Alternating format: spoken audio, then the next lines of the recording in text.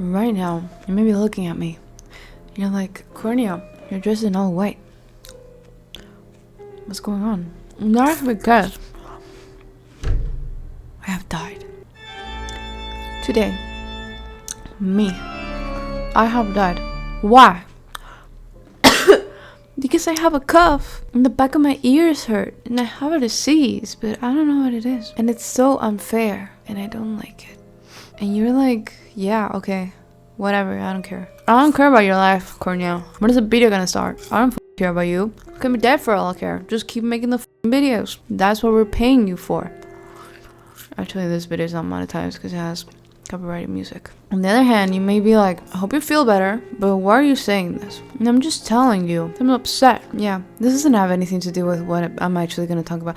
So, if you guys have seen my previous video, I was doing a ranking of Deftones albums, and I'm going to keep doing that today. Yeah, not much else to say. This is CORNEA-SAL, and today we're going to be ranking Deftones albums.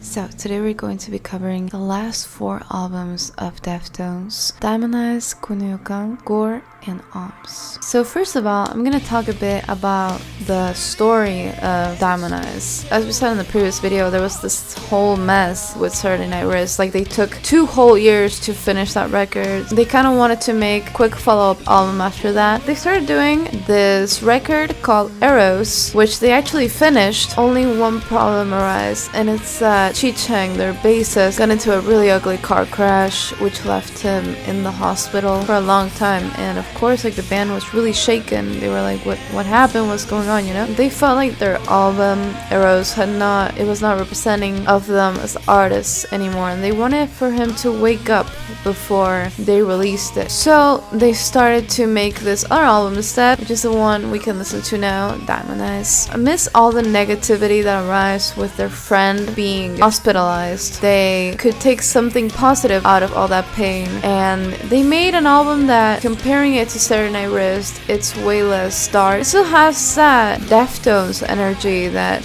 we hear. There's still the seductiveness, there's still a mysterious side, there's still the power side of Deftones. In that way, I feel like it's even a neater sound compared to all the albums, you know, like I said in the previous video. Saturday Night Wrist is very emotional, shoegazy. Then there's Around the Fur that's really angry and seductive. There's White Pony that's really dynamic. I think that's a combination and like a culmination of all those previous records. What I think is really cool of this album's story is that even though they were having such a horrible time because their friend was hospitalized, they actually said it was a fun recording experience, and that they actually had fun and they were being creative with it, and it wasn't that hard. Like, they actually recorded the whole album in 2 whole months because they had actually practiced the songs many a times, so they could have that really perfected raw sound that's also really personal by knowing exactly what to do while playing live. I feel like this album really has everything, and it has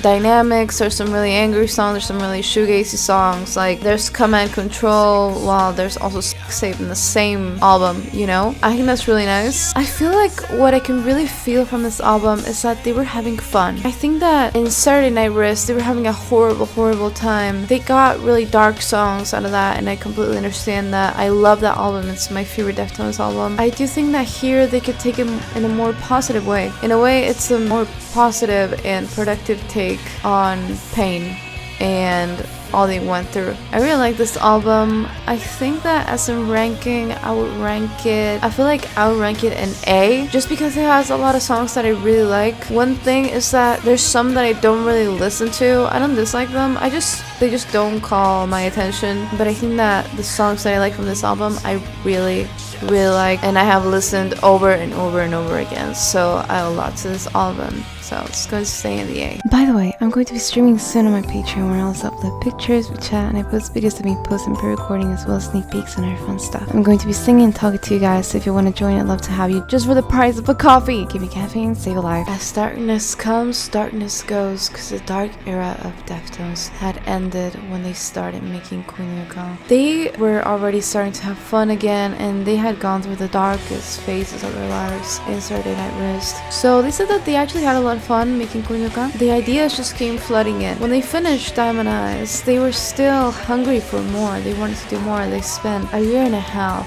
touring for Diamond Eyes. While they were touring, they were really anxious to continue and to go to the studio and just get another album done. Koi No Yokan is an expression in Japanese that roughly translated means premonition of love. So it's something like you see someone and you just know that you're going to fall in love with them. That's pretty romantic, and Abe said this. It is a sense that two people will fall in love without having to make falling in love upon first glance, and it is a special feeling that doesn't always happen. I think that many people go through life trying to find the one. It's a really special feeling, but it's not to be confused with love at first sight, because it's not that sense.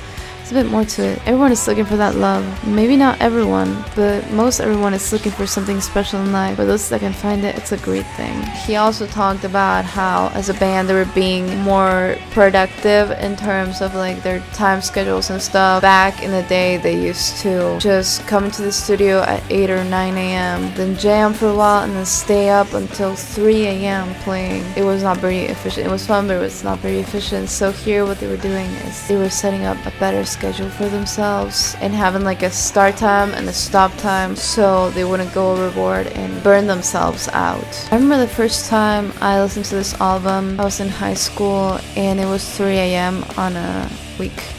I was going through a hard time. I don't remember what it was, honestly. I generally don't remember what it was, but I was going through it. I listened to the whole thing and I was like, dude, this is fucking awesome. This is shit.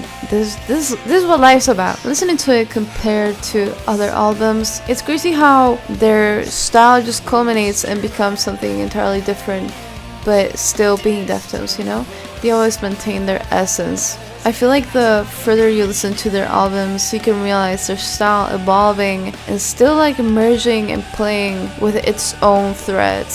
So I think that it's heavy, but it's also very shoegazy. So again, back in Self-Titled, I read just now that Stephen Carter and Chino Moreno were actually having some problems between each other, because I understand that Stephen was more into, like, he had just found Meshuggah, you know, like it's heavy as fuck, and Chino didn't want to do something so heavy, so they were having problems with that. I think it's interesting. I don't know if it's as dynamic as their previous albums, because they were playing with some different effects here, and I feel like it's way more, they were bringing in even more digital stuff into their music. It's not something that I can say punctually, but I do think that you can hear it in the sound. Anyway, I think it's very ethereal and still heavy when it wants to. Personally, I don't really listen to it as much. I just think that for me, it's missing some of that degeneracy that comes around the first. I know it's horrible saying it like this, but you understand me. I ran this one at a B, because although I do like some songs from this album, it's just not one that sticks out to me particularly. The same night I listened to Koi No Yokan for the first time was also the first time I listened to Gore for the first time, and I had never seen the critiques of it or anything. I listened to it. I thought it was genius. A little bit of backstory of Gore. I'm not sure if this is directly a super big influence on the album, but before they started recording the album, the guys from the band, except for Chino, went to an event in France which ended up being raided by ISIS. They were really shaken after that, and Chino said something about finding a new perspective in life, like the shows they were going to play that they had to cancel. Of course, they were just shows, it was just music. I feel like on this album they're being set free in a completely different way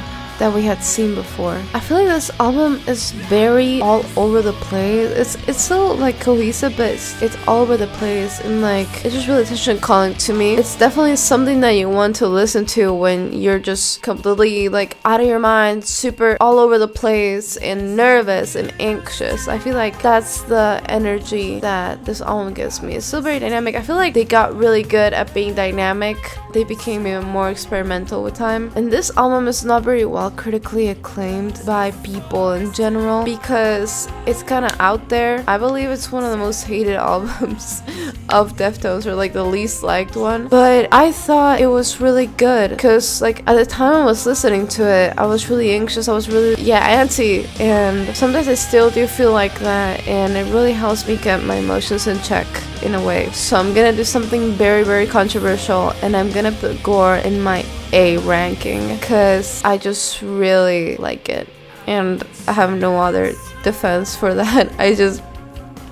I personally really liked it. Then there's Ohms, which was released in 2020, the year of the pandemic. Honestly, before I started recording this video, I was sure about what I was going to say about Ohms. It had never just gotten to me, you know? Like, I had tried listening to Ohms before and I was just not into it. I didn't like anything from Ohms. But since I wanted to form a raw opinion on the album before recording, I listened to the album again and I found myself really enjoying it. I think this is generally the saddest shit Deftones has put out, even compared to Starting at Risk and the other sad albums like Self-Titled, where they were having also a hard time and were in like and stuff. This is just so, like, just listening to it gets me down. It makes me sad. I feel like it's really negative in its nature. I feel like this album, compared to some other ones we've gotten before, strays far from seduction and love and takes a really heavy approach to interpersonal relationships. I'm gonna have to reassess, honestly. I'm gonna have to listen to it some more times to actually get it together in my head. In this album, I couldn't find a lot of like interesting things from the backstory of it, but it looks like they have gotten it together ever since their dark era from 2010 and down. It makes me really happy to see them better and to keep doing records with dynamics. They haven't strayed far from the style, but they also haven't stayed in their own comfort box. They are always taking different new things. So this one, for now, it's going to be at my B tier. I was gonna put on D, but I feel like I need to acquaint myself more with this album before I can finally say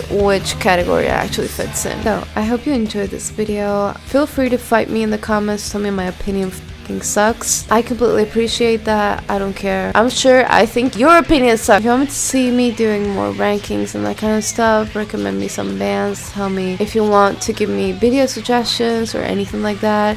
DM me on Instagram. I have my DMs open. If you want to talk more with me and have more in-depth conversation with me, can me on Patreon, which I'm always going to reply more or less quick. This is CORNEA-SAL and I'll see you.